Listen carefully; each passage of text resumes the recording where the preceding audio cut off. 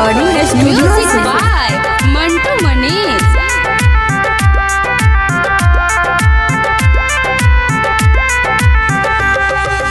आब कते दूरधाम यो भोला, आब कते दूरधाम।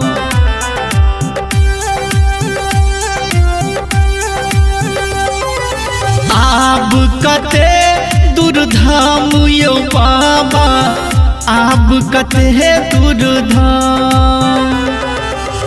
कांवर के भार हमरा सगलो न जाइए, कांवर के भार हमरा सगलो न जाइए। गर गर चूबे घाम महादेव, आब कते दूरधाम।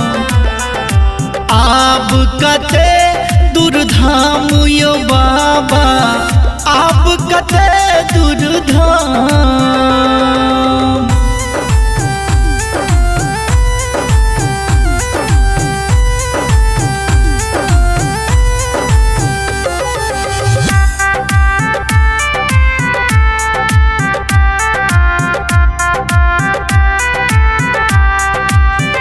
नहीं चलल जाइए, नहीं बुलल जाइए, रही रही किया यो हो कंठ सुखैया।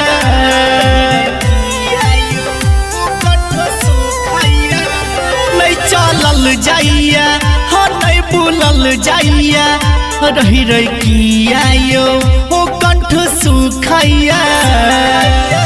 सब कांवरिया पहुँच गल बाबा, सब कांवरिया पहुँच गल बाबा।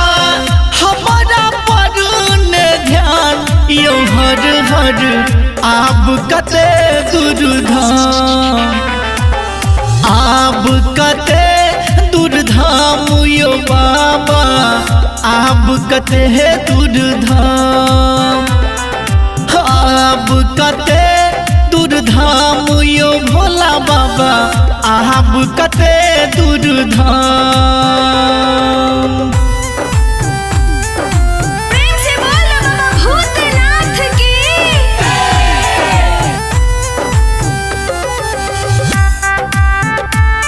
सुन रहल छी कंचन रिकॉर्डिंग स्टूडियो से।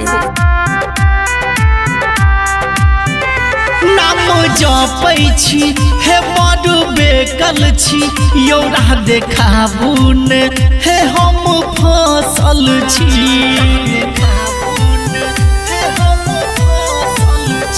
नाम जपै छी हे बड़ बेकल छी, यौ राह देखाबू ने हे हम फसल छी। राघव राज के सुनबै रजिया, बिकेसी हरीश जन के सुनबै रजिया। भेलियै के गेनुआ कान यो भोला, आब कते दूरधाम। हे यौ आब कते दूरधाम यो डमरू वाला, आब कते दूरधाम। आब कते दूरधाम यो बाबा, आब कते दूरधाम।